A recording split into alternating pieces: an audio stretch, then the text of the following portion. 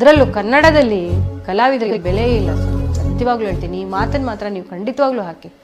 ಯಾವುದೇ ಕಲಾವಿದನಾಗಲಿ, ಒಂದು ಹಾಡೋ ಕಲಾವಿದನಾಗಲಿ, ನುಡಿಸೋ ಕಲಾವಿದನಾಗಲಿ, ಬಣ್ಣ ಹಚ್ಚಿ ಪಾತ್ರ ಮಾಡೋ ಕಲಾವಿದನಾಗಲಿ, ಆಮೇಲೆ ಡೈರೆಕ್ಷನ್ ಮಾಡೋ ಕಲಾವಿದನಾಗಲಿ, ಎಂಥ ಕಲಾವಿದನಾಗಲಿ ಕನ್ನಡದ ಮೂಲದಿಂದ ಬಂದಿದ್ದಾನೆ ಅಂದರೆ ಅವನಿಗೆ ಬೆಲೆ ಇಲ್ಲ ಸರ್. ನಮ್ಮವರನ್ನೇ ನಮ್ಮವ್ರು ಇಷ್ಟಪಡಲ್ಲ ಸರ್. ಇನ್ನು ಬಾಕಿಯವ್ರನ್ನ ಯಾಕೆ ಇದು ಮಾಡ್ತೀವಿ ಮತ್ತೆ? ಇಲ್ಲದೆ ನಾನು ಹೇಳ್ತೀನಿ ಕೇಳಿ, ಇಂತಿಂಥ ಗಾಯಕರಿದ್ದಾಗ ರಾಜೇಶ್, ಹೇಮಂತು, ಚೇತನ್, ಇಂತಿಂಥ ಗಾಯಕರಿದ್ದಾಗ ಸೋನು ನಿಗಮ್ ಯಾಕೆ ಸರ್ ಬರಬೇಕು? ಅದರ ಅಪ್ಪನಂತ ಹಾಡುಗಳನ್ನ ಇವರು ಹಾಡಿ ಜಯಿಸ್ಲಿಲ್ವಾ? ಬ್ರೆತ್ಲೆಸ್ ಸಾಂಗ್ ರಾಜೇಶ್ ಅವರದು ಇವತ್ತಿಗೂ ಕೇಳುವ ಹೇಗಿದೆ ಸರ್ ಅದು? ಆಮೇಲೆ ಅನುರಾಧ ಭಟ್, ನಂದಿತಾ, ಶಮಿತಾ ಮಲ್ನಾಡು, ಎಷ್ಟು ಅದ್ಭುತ ಗಾಯಕರಿದ್ದಾರೆ. ಅವ್ರು ಇರುವಾಗ ಶ್ರೇಯಾ ಘೋಷಾಲ್ ಯಾಕೆ ಸರ್ ಬರಬೇಕು? ಬೇಡ ಸರ್, ಆಯ್ತು, ಅವರು ಗಾಯಕರು, ನಾವು ಭೇದ ಮಾಡಲ್ಲ. 5 ಹಾಡಿದ್ಯಾ, 3 ಹಾಡು ನಮ್ಮವ್ರಿಗೆ ಕೊಡಿ, 2 ಹಾಡು ಅವ್ರಿಗೆ ಕೊಡಿ, ಯಾರು ಬೇಡ ಅಂತಾರೆ?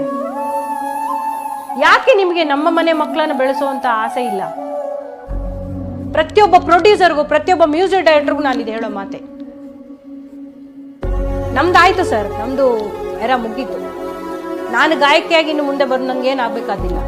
ಬಟ್ ನಾವು ಆ ಪೊಸಿಷನ್ ಇದ್ರೆ ನಾನು ಇದೇ ಮಾತಾಡೋದು.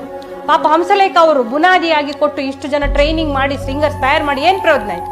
ಈಗಲೂ ಮತ್ತು ನಾವು ಶ್ರೇಯಾ ಘೋಷಾಲ್, ಸೋನು ನಿಗಮ್, ಆಮೇಲೆ ಕುಣಾಲ್ ಗಾಂಜಾವಾಲ ಅಂತ ಹೋಗ್ತೀವಿ ಅಂತಂದ್ರೆ ನಮಗೆ ಅವರ ಇಷ್ಟು ಮಾತಾಡ್ತಾರಲ್ಲ ಇವರು, ಈ ಗಾಯಕರು ಅಲ್ಲಿ ಹೋದ್ರೆ ಅವ್ರ ಮನೆ ಹಾಕ್ತಾರ?